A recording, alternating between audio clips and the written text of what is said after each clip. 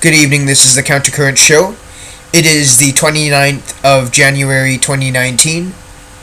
Today I will be discussing the modern left's aversion toward discomfort as a means of bettering society.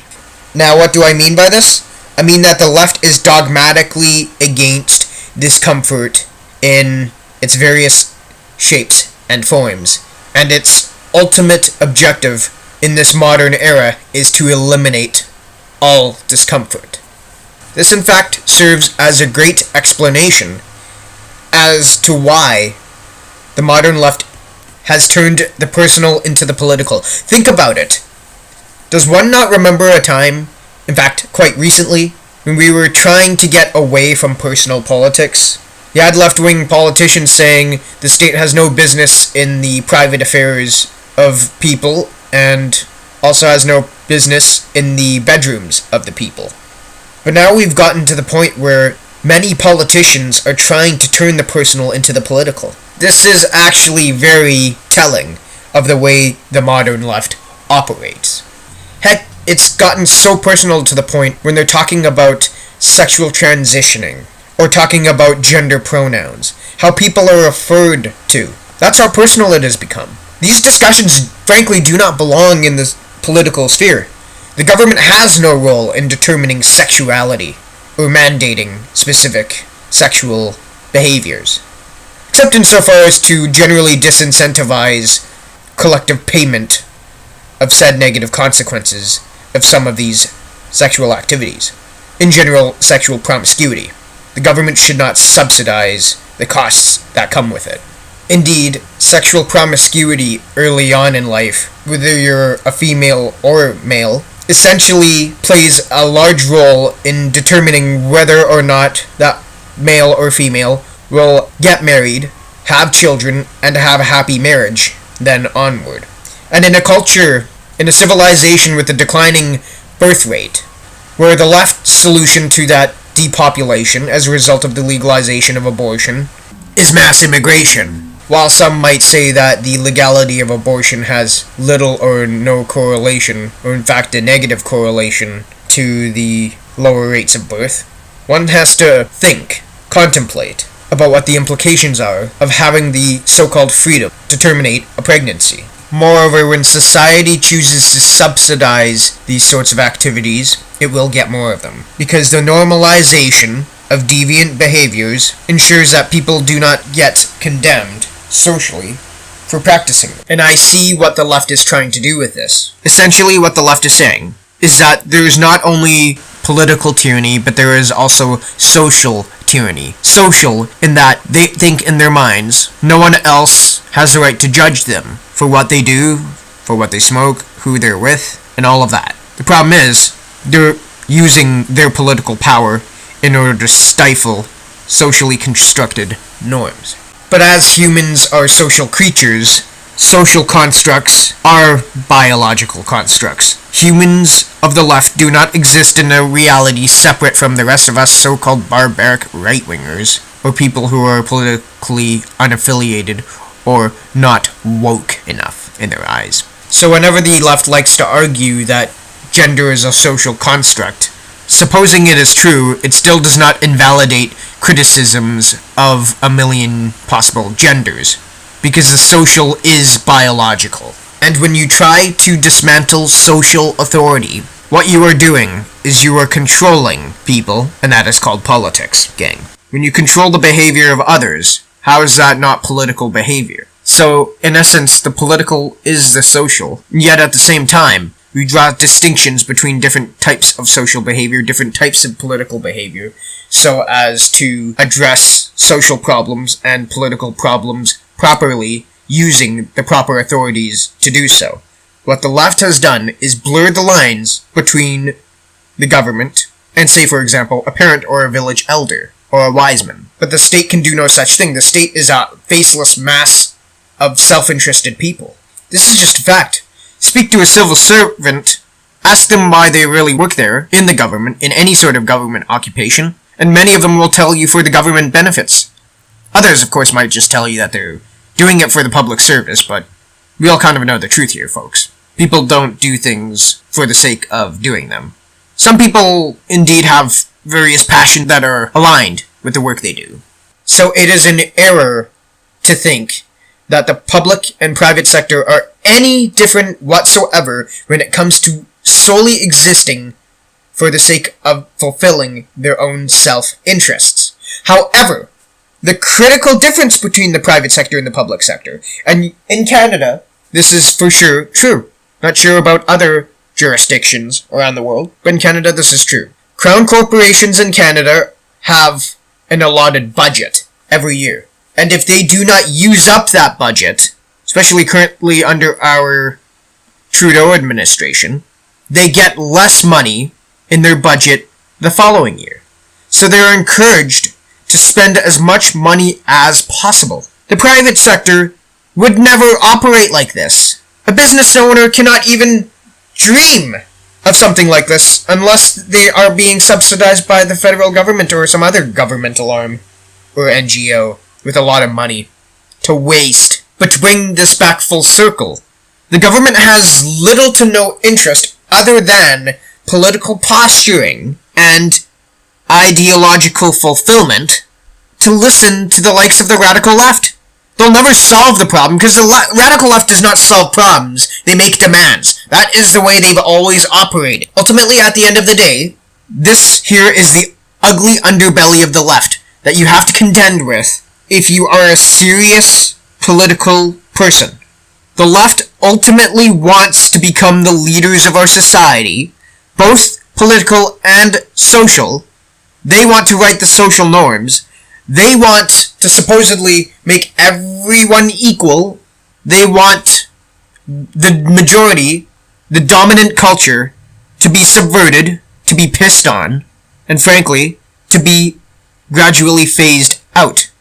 And that's if they are a moderate. If they're a radical, they want to burn everything to the ground.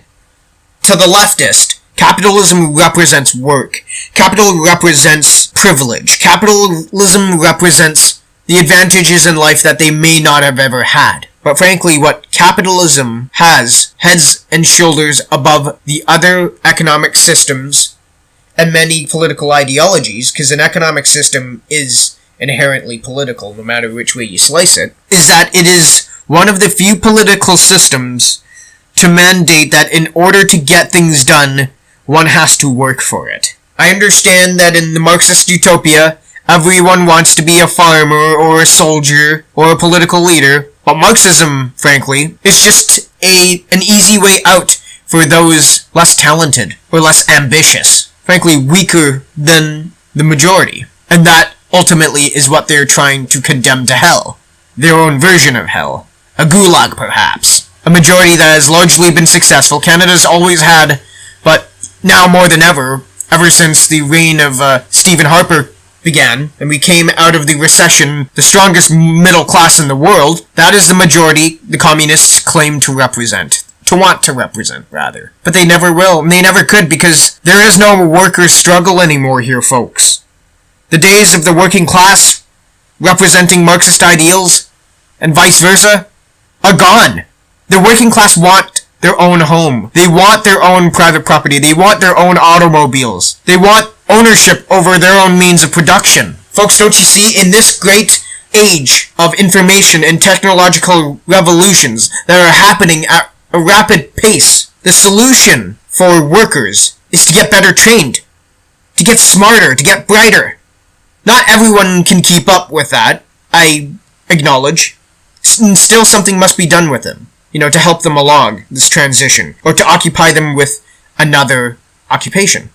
But that does not mean that we have to hold others back, and frankly, the far left has no solutions when it comes to that. The far left typically are not the ones innovating, creating jobs, inventing new technology. Not the far left.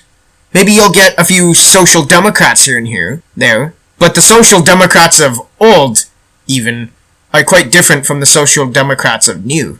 In their cultural practices, in their social conservatism. Tommy Douglas was pretty socially conservative for a New Democrat way back in the day. And he was the founder of the Democrat Party in Saskatchewan. So capitalism is on its way to eradicating world poverty in a matter of decades. And workers, now more than ever, have more means to own their own labor, run their own businesses, under their own rules. Happened under a system that communism swore to destroy, rather that Marxism would claim would end. It would end and the socialist state for the proletariat would begin soon after. Now, in some forms, Marxism has manifested itself, but in the ranks of academia, in the ranks of the media, and in the ranks of our politicians, they've had to begrudgingly use the fruits of capitalism to prop up their new leftist utopian vision. Now the intellectual elites of our society, mind you, they're self-appointed intellectual elites, have decided to use capitalism as a means of enacting social, economic, and political equality. Total equality is what they strive for using the capitalist system. In essence, the ageless pursuit of the left has always been the subversion of the social hierarchy to put themselves on top of it. Marxism, at the end of the day, is just another biological construct constructed by the talentless, the intrinsically worthless, by their own estimation, by the way, and the morally negligent, to attain power they never justifiably acquired. And if one dares, truly dares, has the audacity to argue that radical leftists have been elected in the past, and so the way they acquired power was justifiable. Well, in this sense, we're talking about morally justifiable, not politically justifiable. Because anyone who thinks that promises to raid the public treasury at the expense of the fiscal integrity of a nation or a region is morally justifiable as a political platform, as a means to attain votes, is in my eyes, and in the eyes of many sane people, morally bankrupt. Yet at the same time, one of the left's stated ambitions is to eliminate human selfishness, human greed, from the human experience entirely, via Marxism. However, they cannot do that, because they themselves are human, they themselves are greedy. It is ingrained in the human soul to want for more. It is an inevitable aspect of human life that one wants to advance beyond often their own means, to seek greener grass, to pursue the non-pursuable, if that's a word. But when one stops to consider the very fact that in the face of capitalism's countless successes, that Marxists still exist to this day, bitterly resentful of those more successful than them, is rooted in the fact that the left has been using Marxism all this time to do away with their feelings of powerlessness, of worthlessness, that are oftentimes a large part of their own self-identity. They have never truly succeeded at confronting their own personal issues. And so they've tried to collectivize the burdens of their own faults, as well as politicize and subsequently publicize the issues they have in their own lives with associating with others. For example, to a rationally minded individual, incidences of racism, sexism, any other forms of vile bigotry are treated as valuable learning experiences. To the leftist, they are incidents that must be called out, shamed, ridiculed, and stomped out altogether. Problem is, the left-wing method of dealing with these incidents drive these incidents, all these negative thoughts, all these stupid ideas underground where they can never be attacked. They can never properly be dealt with. This is precisely the opposite of solving your problems. But this is the way Marxists deal with problems. They attack the person who is providing them all the goods and services, try to seize their means of production in their homes, then claim to be the victim, while standing atop a growing pile of corpses. Ironically, every time the left has tried to eliminate discomfort, eradicate it from the human experience, they've done precisely the opposite. They've killed more people than they've ever saved. More people starve under their regimes than benefit. At the end of the day, the left is content with simply seeking out easy answers to difficult and complicated problems that cannot be solved by a centrally planned administration. Only individuals can solve their individual problems. The community can help. The community can lend a hand, but only insofar as what the community knows about the issues of the individual and the specifics on how to solve it. But it is always up to the individual in the end to solve their own problems. The individual has to be willing to adapt in an ever-changing environment, to thrive, not just to survive from paycheck to paycheck, to thrive. And of course, not all the fault always rests on the individual's shoulders. But if we throw away, as a society, this concept of individual responsibility entirely, which is what the left is doing right now, and they try to tie it to ethnicity, to so-called white supremacy, or this concept of whiteness, which, by the way, does not even exist. It doesn't. In order to create a better tomorrow for both ourselves and our children of the future, we must learn how to deal with conflict properly. And discomfort is exactly what we must strive for when we are trying to uncover hidden truths, when we are trying to discover what is on the inside of each and every one of us. And that journey begins with us being willing to take the plunge into exploring the most uncomfortable regions of our psyche. That is how we'll solve our social problems, by looking inward, and then by looking outward. We must understand ourselves before we can look to an enemy. Maybe we are the problem. Maybe we just don't know it.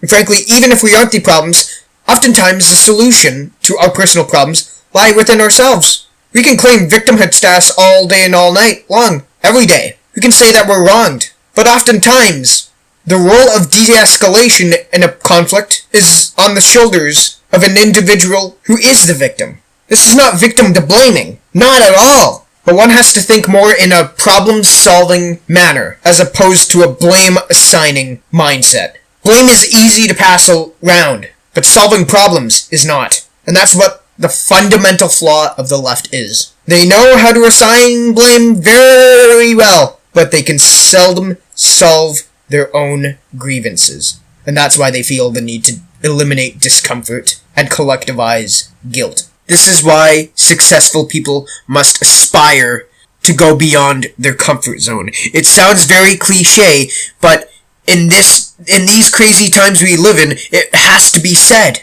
So as conservatives, we must walk forward, hold our heads up high, and take on the challenges that face us today.